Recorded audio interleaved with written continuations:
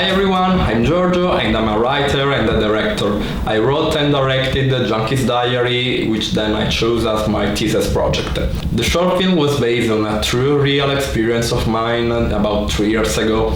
I was coming back from Sardinia and on a train I met this Brazilian girl and we didn't even talk the same language, and my conversation with her explicated in a strange mixture of Italian, English, Spanish, Portuguese, but there was a kind of particular empathic connection between us that we didn't even need words to communicate.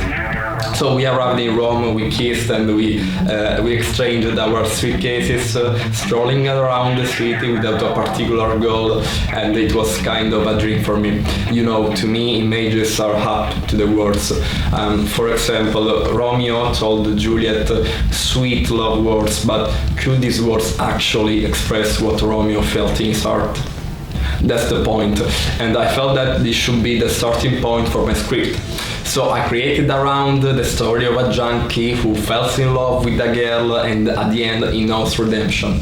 After finishing the script, I began to create a lot of references for my crew, in particular for my creative director and for my director of photography. According to me, a director has the responsibility to transmit his vision of the world to the crew. They have to get into your head, you know. So I made a lot of visual references, as you can see, with so many movies and paintings and music. After that, I created a storyboard to have a precise shot list, which was my new starting point, helping me and my crew to have a faithful idea of what we were going to do. Then we built up a set preview with a draft of the light scheme that, according to us, was appropriated after the location scouting we made.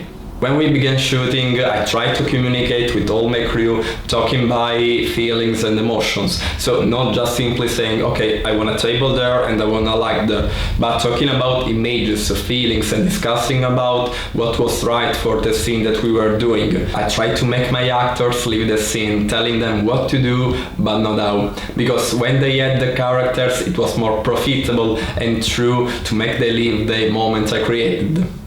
One moment I remember in particular, we were shooting the final scene and I was talking to Roberto, who plays Alex, and I was telling him, Roberto, I'm gonna really make you hurt today. At first he laughed because he always takes everything with a great joy, but then he became more serious. And I told him, think in pictures. Think of everything you have had with Maddalena in this short amount of time and think that you will never see her again. Think that she has abandoned you like everyone else does, but unlike the others, she left you a trace and an opportunity to follow it. Don't you feel the need to go out and leave everything at shoulders?